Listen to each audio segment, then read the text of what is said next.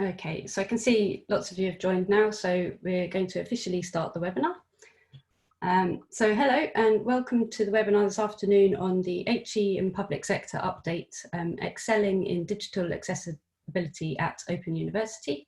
My name is Annie Mannion. I'm Digital Communications Manager at AbilityNet, and I'll be running you through what you can expect from the session.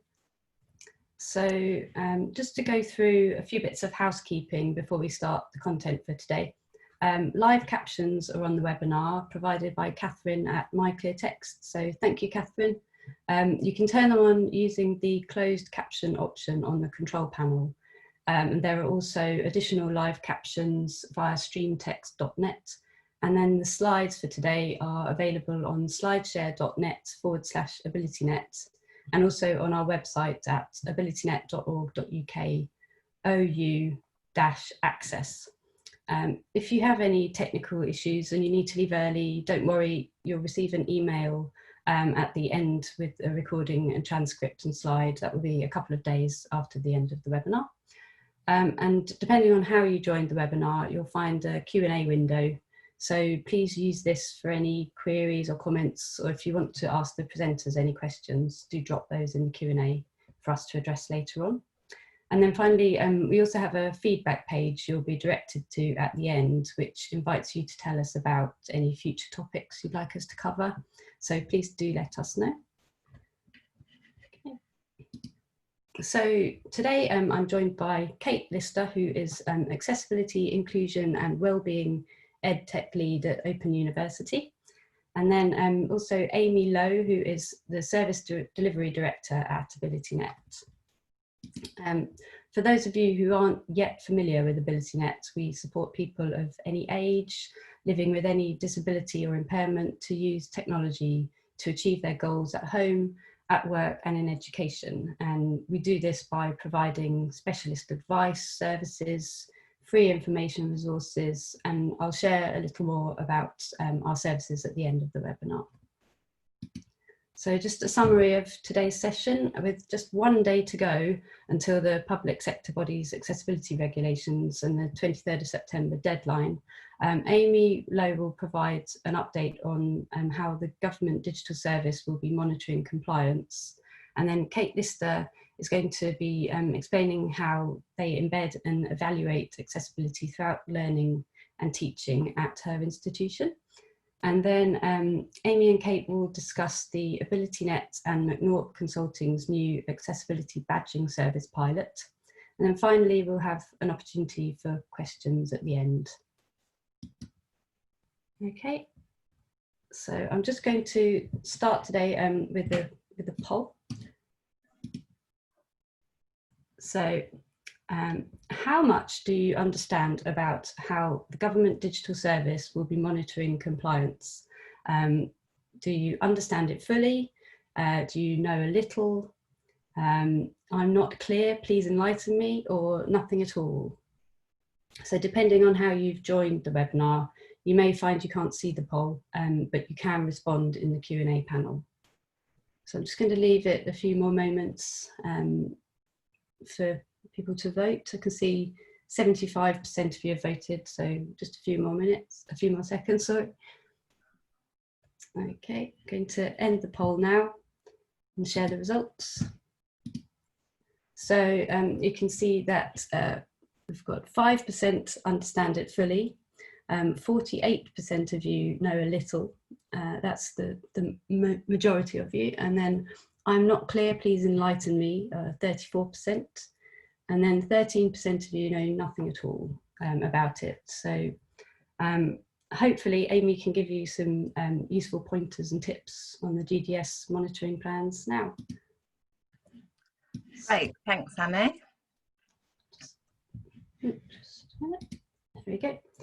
So yeah, over to you, Amy. Thank you. So hi everyone, happy deadline eve, I think. We know what a huge amount of effort you've all been putting into preparing for this deadline, in and around everything else that's been going on this year.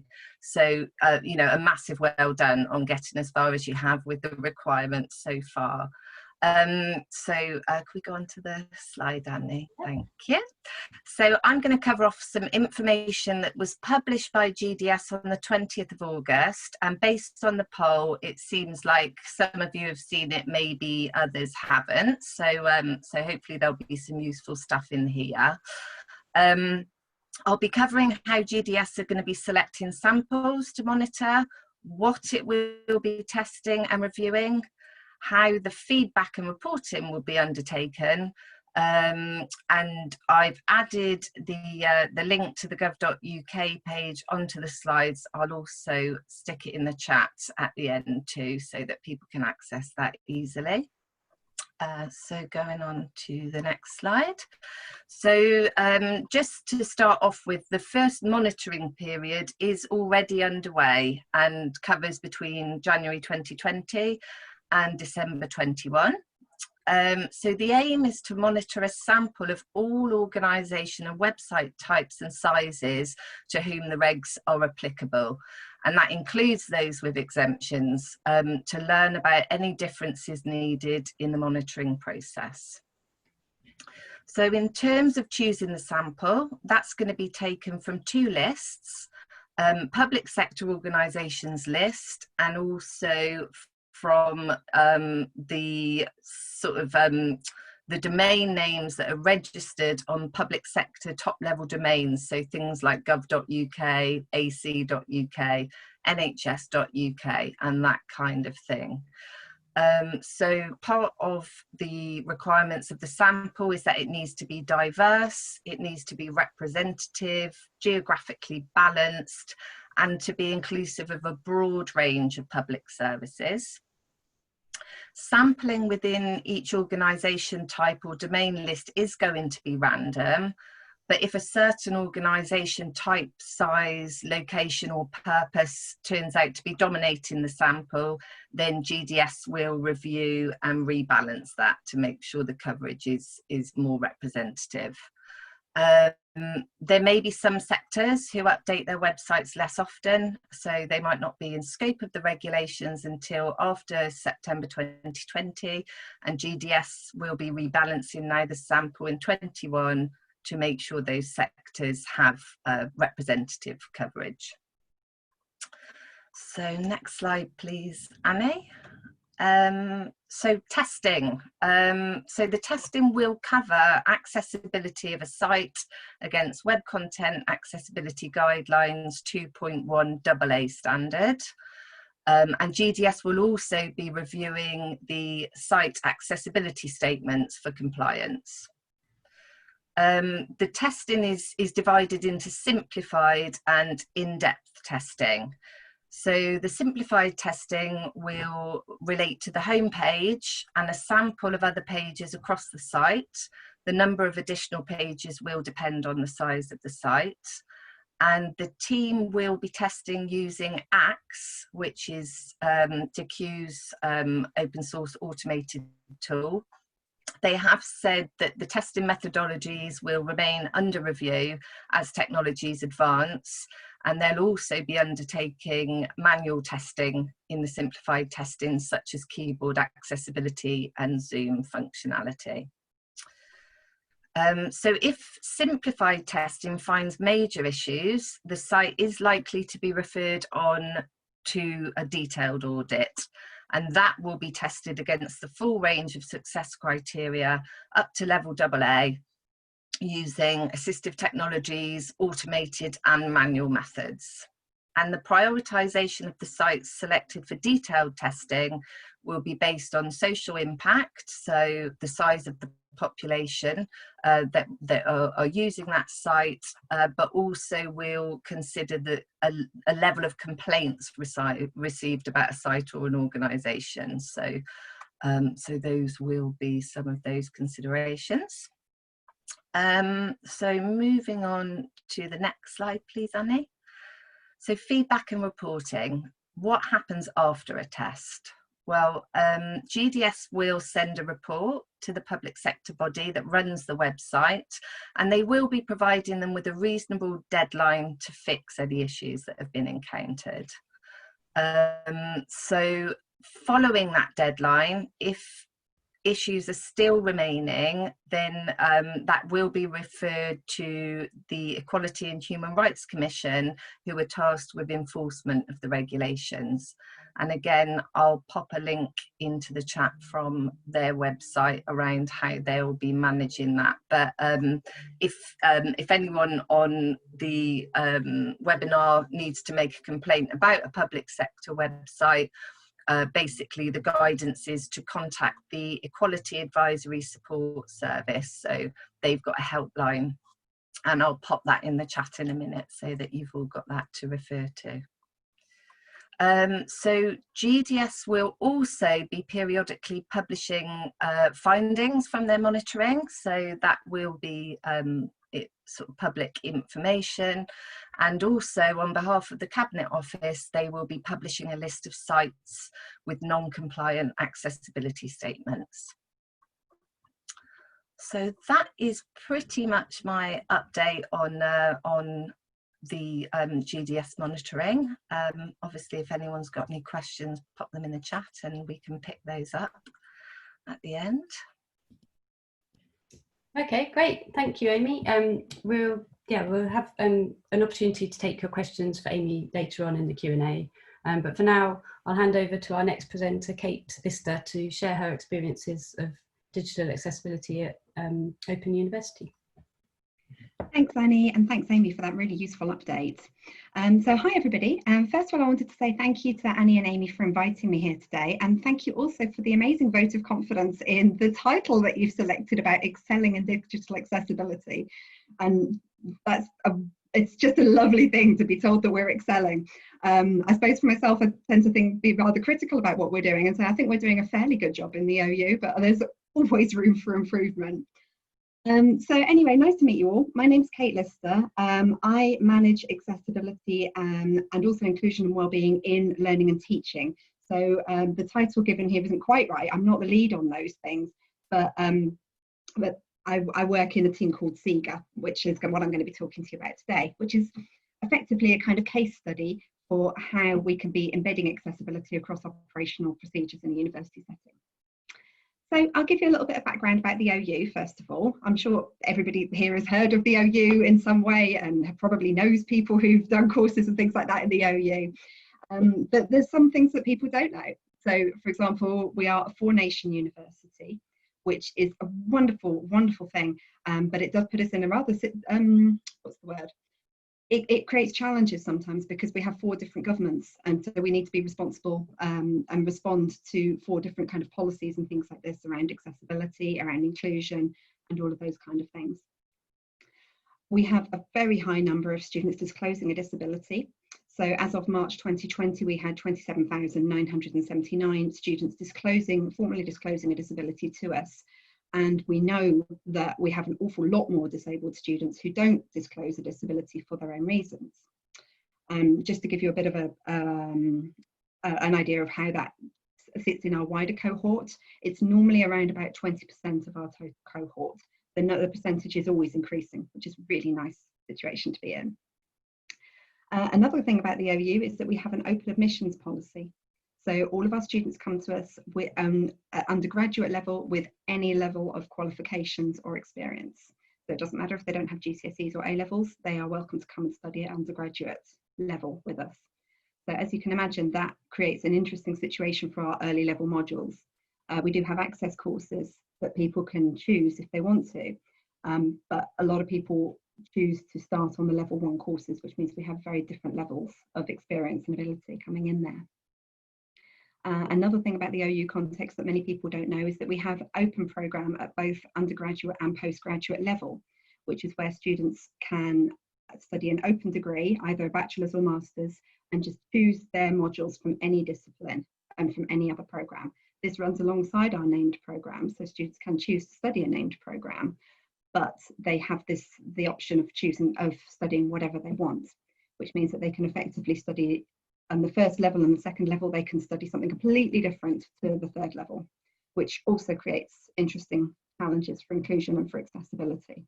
Worth mentioning that the open programme is our most popular course by far as well, with an awful lot of students on it.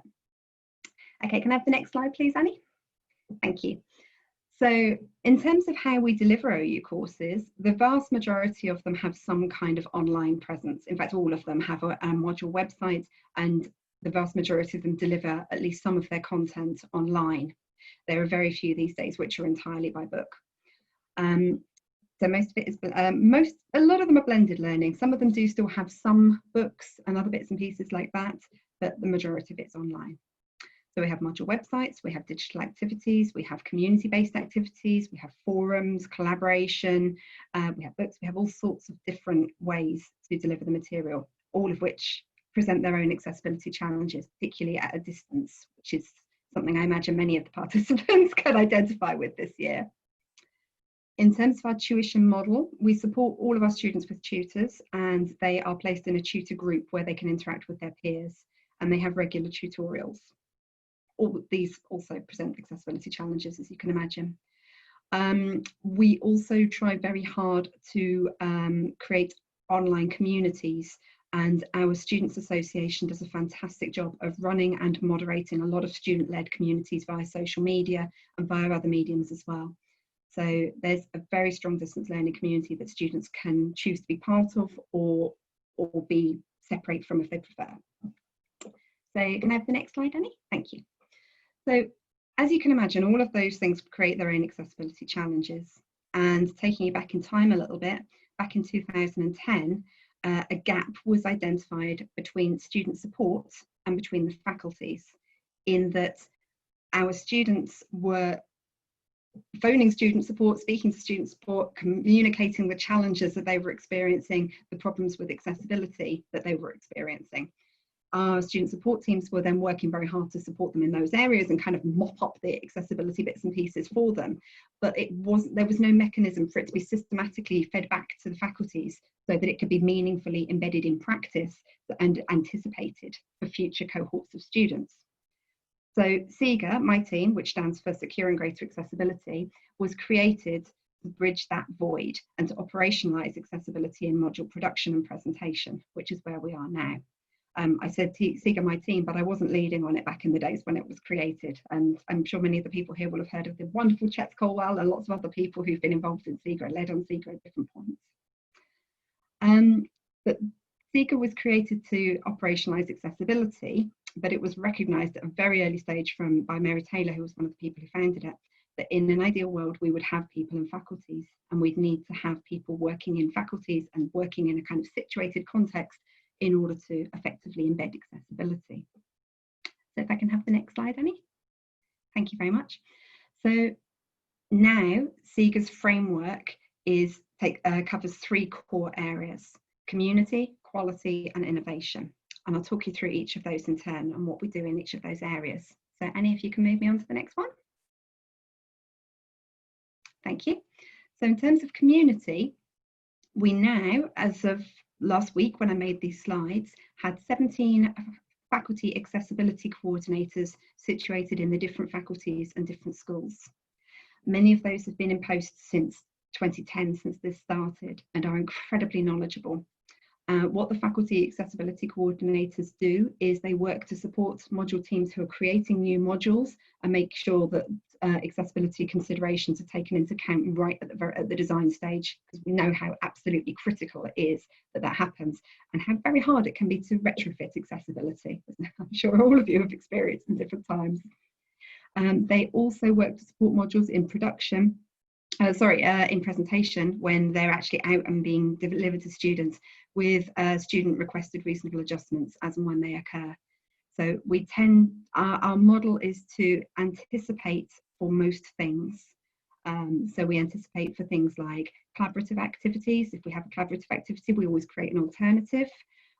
Reflective activities, we'll create an alternative for people who can't take part in reflection. Digital accessibility, so all of our videos have captions and transcripts and things like this, and any other things where students are required to engage with an image or an audio clip or something like that, will have an alternative and accessible version in place. The reasonable adjustments tend to be then the more complex side of things, where students need something that's a bit more personal, a bit more nuanced. Worth mentioning about those as well, that all of the accessibility coordinators have a substantive role. They might be academics or they might be academic related staff, sort of curriculum managers and people like this, but they have a dedicated amount of time set to specifically for accessibility. We also have 36 accessibility champions in other areas who work to promote and support accessibility within their areas. And that includes areas like marketing, finance, IT, our editors, the digital development editors, the interactive media designers, the graphic media designers, and all the different areas across the OU. The other side of the community is that we work very closely with our disabled students group, which is run by the OU Students Association. We have disabled students represented across all of the meetings and everything that we have there. So we have them as core members, but we also work very closely with them to try to make sure that we're getting their input on everything as we're doing things. And we run regular events so that we're seeking their voice and so that we're up to date with the issues that disabled students are experiencing at any one time. And the other side of things is that we run training. We have a working group that works on different projects every year. We have community spaces and events, so we've got forums, we've got social media and things like this, and also I run the comms for accessibility across the OU as well, to make sure that everybody is up to date with everything and try and break down some of the silos that you often find in HE. Okay, if I can have the next slide, Annie. Thank you very much. So the other area that we work in is quality, or the second area of the three. Here we do an awful lot of training and guidance of procedures and things. We manage a referrals panel for complex cases. So when we have particular accessibility cases or requests that have been discussed at various different levels by student supports and faculties and can't be agreed, we operate a referrals panel for a panel of people who will look at the case anonymously and make a recommendation for how it should be managed. And these are the really sticky, complex cases. We also own the accessibility policy, accessibility in learning and teaching, I should add. And we basically represent accessibility across the OU and input to strategies and things like this. So next slide, please, Annie. The third area in which we work is innovation, and we've become a lot more focused on this in the last few years. The main way in which we do this is through research and scholarship, and here are three of the projects that we're currently working on. We are 2 years into the mental wellbeing in the curriculum project, which I run, which is it's a participatory research project to identify the most effective ways to embed wellbeing, student mental wellbeing throughout learning and teaching. So it's called curriculum, but it also includes tuition and various other elements as well. We are working on another project which is funded by Microsoft, which is around disability disclosure and using AI. And here we are really pushing chatbots to their limits to create a virtual assistant that will very gently and sensitively talk students through the disability disclosure process. It means that they don't have to use the static HTML form that we're currently asking them to use. Because that's something that students have fed back to us many times over the years, that it can be very hard to disclose a disability. It's also not very social model to have to fill in a form saying all of the things that you can't do. It's something that's annoyed us for years. So this is something that we're working on to try and change this. And if anyone wants more information on any of these, do get in touch. The third project that we've been running for a while now is called Our Journey, and it's a tool, an accessible digital tool for students to map and represent their study journeys, their study experiences, the challenges that they achieve, the challenges that they experience, basically their experiences. And we do this, we publicise this for two areas. We're promoting this for two areas, partly for students to reflect and think about how they've managed those challenges, how they've overcome them, how they've moved on, but also so that they can represent them to the university, either for a particular individual person like a mentor, or more broadly for the university to learn from their experiences and to identify ways in which the university can be better. And then we channel the research findings from these projects and all the other projects that we've done back into practice via the community. So Annie, if you can move me to the next slide. That kind of completes the wheel in a way of the community innovation and quality side of things. So effectively, this is our framework, our operational framework for accessibility, is these three areas. but it gives rise to a sort of a sub-framework with a lot of different areas. And so I wanted to kind of share it with you today as a framework that might well be useful for other universities in operationalising accessibility. I think for the rest of the webinar today, we're going to be talking about different frameworks and the different ways that different frameworks that are involved in accessibility. There was one other question I wanted to put before you today as well. And it was a question, it's not mine, it's come from my wonderful colleague Pete Mitten, who may be known to many of you. And I just thought it was extremely interesting and wanted to put it out there. Recently in higher education, there's been a lot of focus on efficiency. There's been about streamlining processes and making them as efficient as possible. And when it comes to efficiency in operations, what you're effectively doing is kind of, you're stripping away all of the buffering, all of the padding, all of the extras. That is fine as long as things stay the same. But obviously this year things haven't stayed the same, to put it lightly. And we've all found ourselves, even in the OU, we've all found ourselves working in extremely different circumstances. And so should we be thinking about a framework for resilience instead of a framework for efficiency? Should we be thinking about a framework that enables us to respond to change as things changing and continue our core practices without stripping out all of the side things that can affect us? So I'll leave that with you as something that we can consider or we can discuss. Thank you very much. Brilliant, thank you for that, Kate. Some excellent examples of best practice there.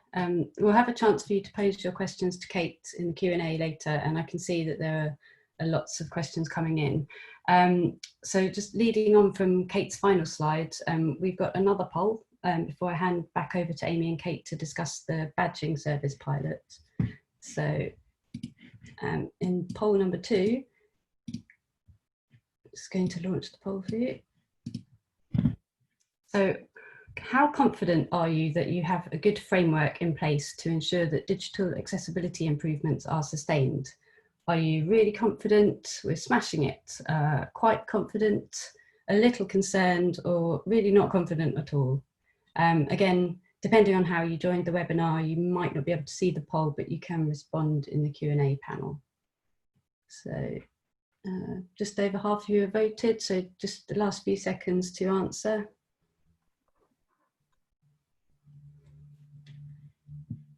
Okay, I'm going to end the poll now and share the results. So you can see that there are, unfortunately, nobody's really confident in smashing it, but a fair few of you, 31%, are quite confident, 48% are a little concerned, and then 21% of you are not that confident at all. Hopefully there'll be some guidance in this area coming up. So just going to hand back over to Amy and Kate for the next part of today's webinar. Thanks, Annie. So yes, I'm going to be talking really now about planning for ongoing momentum and continuous improvement. And just giving you a bit of a sneak preview around the badging pilot that AbilityNet and McNaught Consulting are going to be running. So if we go to the first slide. So the question on my first slide is, how can you keep momentum, celebrate success, and also measure progress beyond the deadline tomorrow? Because reflecting on the deadline, you know, it's been really, really useful in driving activity and focusing people around a goal. But I think potentially it's been less helpful in terms of creating a sense of slight panic, and in some cases focusing people more around short-term damage limitation and frenetic activity, and a bit less around longer term strategy and continuous improvement. And we've been talking to some staff that we're working with that have put in an enormous amount of effort in recent months. But there are concerns amongst them that after the 23rd, there'll be this sense that the project is finished. that progress could then start to unravel before the culture of designing accessibly has been properly bedded in. And, you know, sometimes we've talked about accessibility being a journey in this series, but it can really also sometimes feel a bit like mountaineering, I think. So just going on to the next slide, please, Annie. So we're hoping to be able to provide some sort of ski lifter to those trusty mountaineers. And what we really wanted to come up with was a way to make the whole strategic and long-term piece feel a bit more achievable. And some of the thinking came about after a Twitter exchange with lovely Kate here. So I don't know how many of you have seen the AbilityNet and McNaught Consulting HE and FE maturity model. You can download that on our website, and I'll make sure I haven't put my other links in the chat yet. Actually, have I? I'll put a link in the chat for that as well. Yeah, Kate had been using that to evaluate the OU. The model includes elements such as culture, focus, student engagement, structure around skills, and so on. And as you might imagine from Kate's presentation just now, the OU measured up pretty well, didn't you, Kate? And Kate asked Alistair, you know, do they get a badge for demonstrating a level of maturity? And, you know, this was something that we'd definitely already been thinking about developing, going back to that, knowing how far you've come, being able to celebrate success and also set new stretching goals for yourself. So we invited Kate to join us in a bit of a chat about it because we were really keen to get her thoughts on what that might look like. And during our chat, we agreed that whilst having a scoreable system at the sort of institutional level is really useful from a collective goal and strategy planning perspective, Kate brought this up and we thought this was really, really insightful, is that you really do need to focus at the module level where the student is experiencing the learning as well. So you've got that kind of overarching, but then the frontline granular approach to accessibility.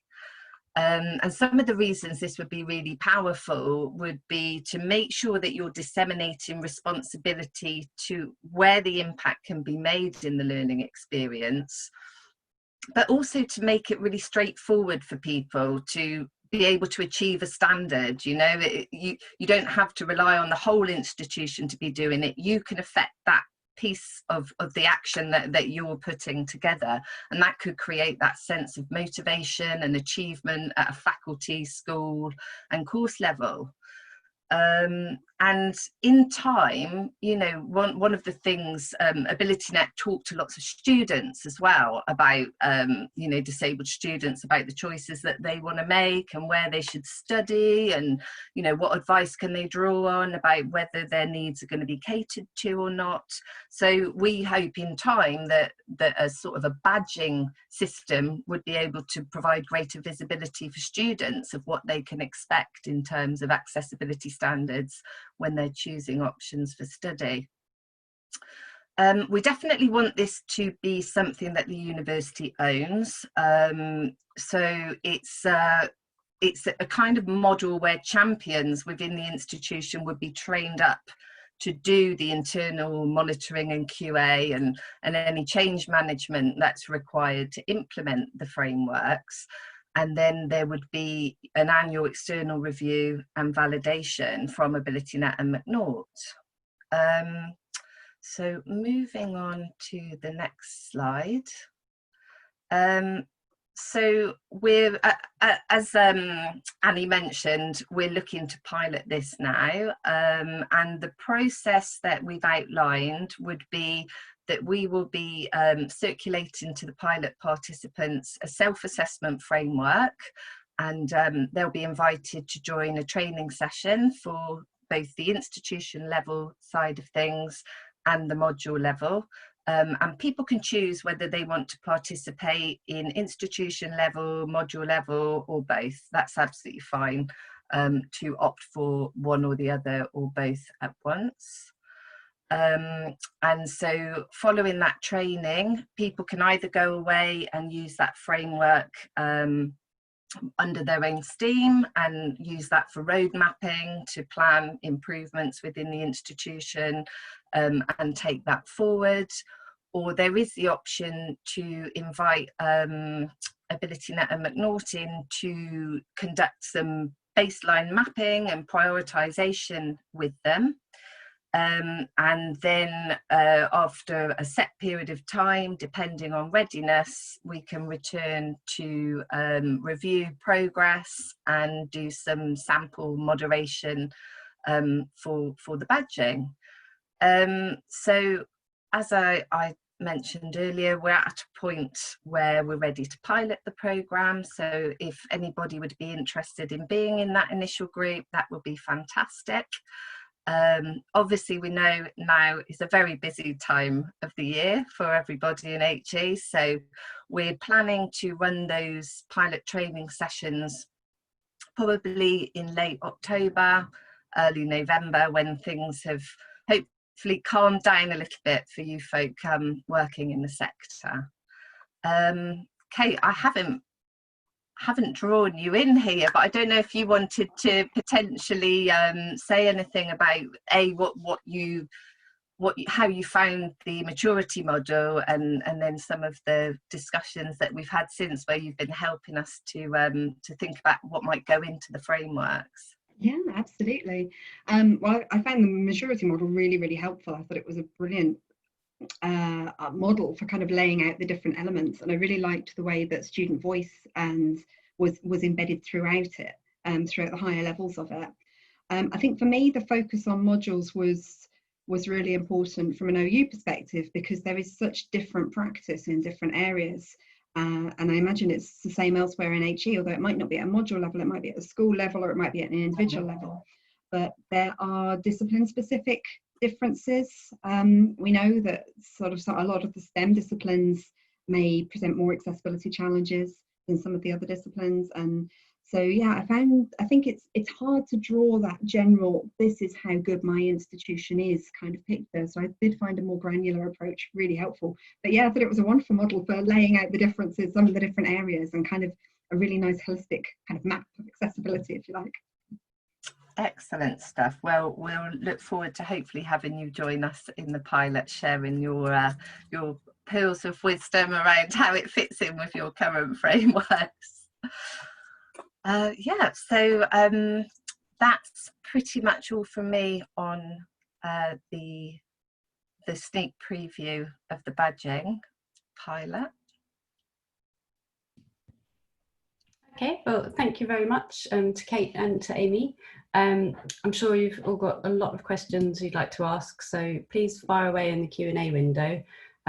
We will provide the links that Amy referenced on our website after today at abilitynet.org.uk/OU-access. And if we don't manage to cover all of your questions today, we'll try to capture them in a follow-up blog with the answers soon. So I'm just going to look through the questions now. There's tons that have come in.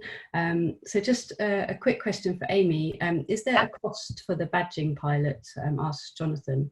So the part one of the badging pilot is free, so to join the training and be trained up on the framework. The second part of the pilot would be chargeable. So there's so to cover the initial benchmarking, if you were doing both parts of the badging, so the module level and the institution level, and then for when we return to do the evaluation after the agreed time frame, will be £5,000 for the two together. Okay, and then a question for Kate. There's a question from Sam who says, you said only around 20% of students normally disclose. How do they disclose, and how do you know there are others who aren't disclosing, and do you have ways to support those people? Yeah, absolutely. Disclosure is a big thing for us, as you can imagine, and it's been an area that I've done a fair amount of research in as well. So at the OU, we've got multiple means for students to disclose. They're invited to disclose upon registration, and we've done quite a lot of work around the framing of the disclosure question, which we know is so incredibly important when it comes to disclosing. So we've now got it framed that students have to actively disclose that they have no disability. It's not a case of opt-in if you've got a disability, it's a case of making an informed choice. Also, if they disclose at any other point in their studies to a tutor or to somebody else they speak to, we've got processes in place to channel that through. In terms of how we know students don't disclose, most of it's through the social media and the community groups. We see all these discussions all the time. They come up again and again and again around, I haven't disclosed a disability. Should I? Is it worth it? I don't want to disclose a disability. I want to do my degree on my own. There's a kind of sense that disclosing can be asking for help to complete your disability, and people want to do it without help. It's something that exists out there. So we know there's a lot of people who don't disclose. However, obviously we don't know how many because it's very hard to quantify. In terms of how we support them, we do as much as we can for anticipatory adjustments. So we try to make most of our module content available in alternative formats. So there are tensions here, because when it's our content, when we own it, we can make it available in whatever formats we want, and we do. So you can have it online through the structured content, through the or you can have it through a Word document or a PDF, and various other different things as well. And we've also have census access so that people can convert things themselves. However, when it's content that's owned by someone else, when it's third-party content like a book or something, we are restricted in terms of rights, that we can only create alternative formats of that kind of content for students disclosing a disability. So that's one of the reasons that we'd ask people to disclose. Does that answer your question? Hopefully, yeah, I think so. Okay. Another question for you, Kate, from Richard. He says, are you able to say a little about the training provision of and staff development that have been introduced at OU, and how have you moved professional services forward in terms of their accessibility practice? Yeah, that's a really interesting question, actually. The kind of the academic and professional services side of things is slightly different at the OU, I imagine, compared to a lot of different universities. And we value those, they've moved on in terms of their training very equally. They go through the same training and everything like this. So we have a lot of academic related staff or professional services staff involved in module development and module production and module presentation as well. At the moment, a lot of the training we have is opt-in. We have been working for the last year on a spec for mandatory training for everybody when they've in the OU around accessibility. That's taken a long time to come up with what that might look like, because as you can imagine, the different roles in the OU and the different requirements for training mean it's quite a big task. So we have a lot of guidance and training that's available asynchronously on our website. So all staff can access all of those. And there's kind of really specific things like how to write figure descriptions, how to create alternative activities and things, through to very specialised things like how to support students with autism spectrum disorder, for example, or autism spectrum conditions, and other side of things as well. So we also run regular training sessions. At the moment it's every 2 months, and hopefully there will be more coming up soon. Yeah, so we try to provide a really wide range of training, and also we try to focus on, although we focus on training for module development and teaching effectively, we do also do quite a lot around inclusive scholarship, inclusive research and other things like that as well. And Nicola asks, do you have an example of a feedback questionnaire to gather information from students about their digital accessibility experience? And if so, we could add it to the webpage afterwards. Oh, that's a good question. We don't actually. We have surveys for students that go out about their satisfaction, and there is a question in there about accessibility and their experience, but it is only one question and then a free text box for them to add more. But what I do have that might be useful is we have a survey that goes out for staff every 2 years about their perceptions of accessibility and their practices around accessibility in terms of knowledge, skills, attitudes and the support context in which they're in. And I'd be really happy to share that if that would be of use. Yeah, that would be great. Yep, we'll add that to the follow-up questions that we don't get to answer today. And a question for both of you from Neil. He says, with the accessibility checking of the public sector websites, how will internal sites like VLEs be checked? Is this only if there are significant issues with the public-facing website or if there's a complaint? I'm not sure if you're able to answer that. If not, we can follow up afterwards, but do feel free to answer.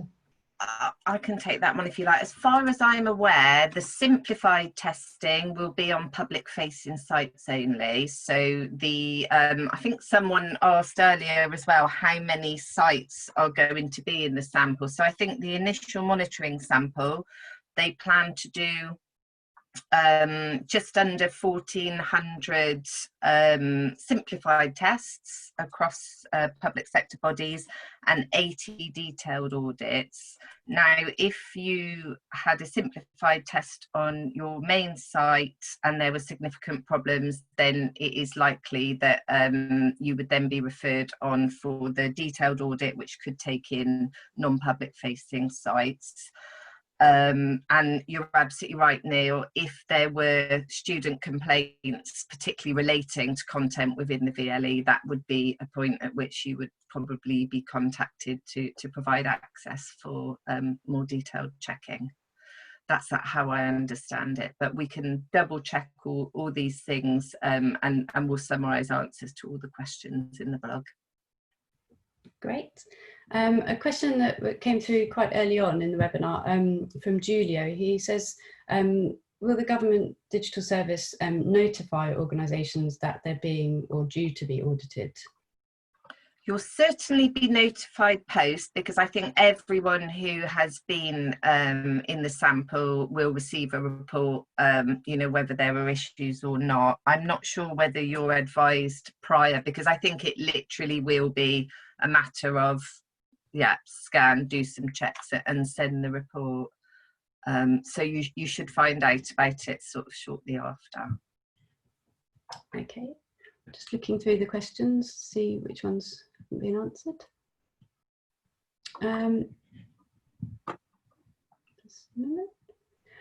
A question for Kate.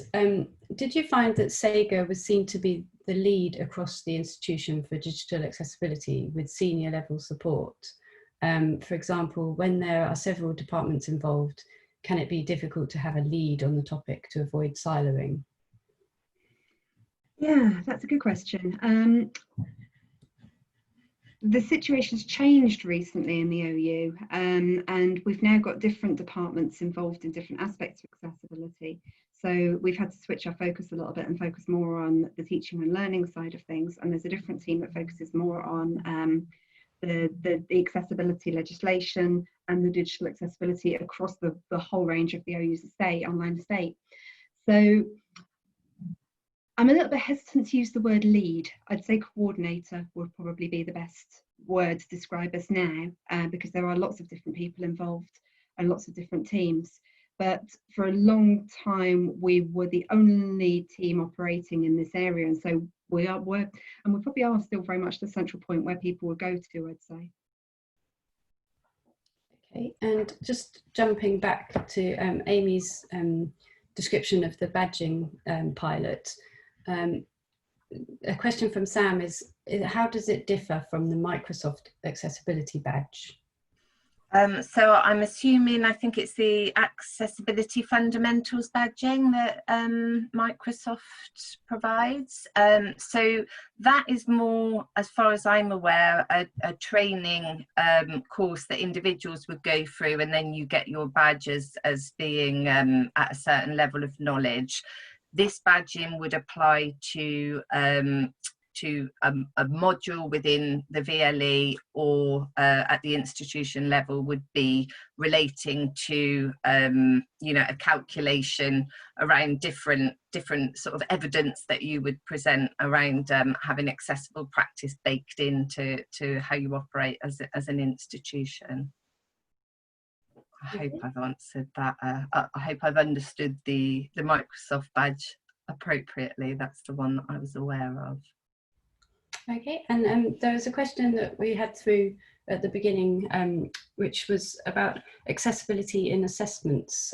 Kate, I don't know if you're able to provide any examples of best practices or any problems that you've encountered with students. Yeah, assessment is a big area for us, as you'd imagine. And generally in a lot of the work I do, you tend to find that people will put a lot of effort and attention into making sure that the courses, the modules themselves are accessible, but then they'll draw back and be a bit more hesitant about doing that in assessments, often because of external body regulations and things like this, accrediting bodies and sector bodies and things like this. However, as you can imagine, it doesn't matter how accessible the learning and teaching is if the assessment isn't accessible, because the students can't achieve their objectives. So it is a really core fundamental area for us. And a lot of the cases that we get coming through to the accessibility referrals panel do relate to assessment in some way. Exams are a big issue. It's very hard to make an exam inclusive and accessible. We do a lot in terms of, we support home exams, we can spread exams out over several days, we can, in some cases we allow students to have redacted notes or memory joggers in the exam. We can also have the exams taking place not only over set different days, but the student can choose on the morning whether they feel well enough to be able to take the exam on that day. We can have them non-timed, and we do a lot of different things to adapt the exam, make reasonable adjustments to the exam. But there haven't been many cases in which we've actually agreed to do an alternative to an exam. And I think that's a real tension for higher education.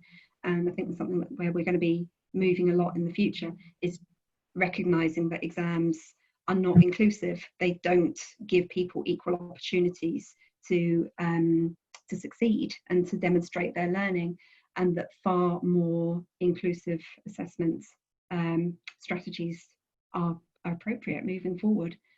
And I think it's going to be a real challenge for the sector about what that looks like, because as we move, you know, as soon as we're not doing exams, people will tend to move into, right, well, we'll do an essay instead, or presentation, and those aren't terribly inclusive either. So until you're actually coming up with a situation where students have a certain amount of autonomy in their assessment, it's going to be very hard to make it inclusive.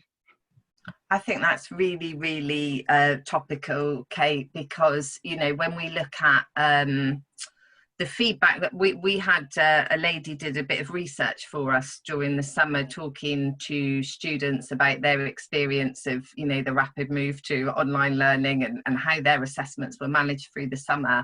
And, you know, having the ability to sit exams untimed at home, take a break, you know, just people said it actually transformed their opinion of themselves. There was one young lady who said she genuinely thought she just wasn't up to the job of doing her course, because she'd been so sort of knocked about by traditional exam approaches, and having that breathing space, she had the best results she'd ever had, and it's completely transformed her opinion of herself. And I think, going back to what you said just now, it's about choice. Don't say we're not doing those anymore, we're doing these. It's about, like you say, autonomy, laying out options that won't also, you know, I think you sometimes hear about people having an adjustment in place to say they never need to do presentations, but that's a bit sort of, well, it's a bit of a nail in a coffin, isn't it? You know, whereas if you say choose, you can, and the time when that feels like the most appropriate, or people want to test their comfort zones, then they can. And I think that's what's really key in assessments, is choice, and recognising the level of stress attached to them. Yeah, completely. And I think choice is really pivotal, and it does links in very much with universal design for learning.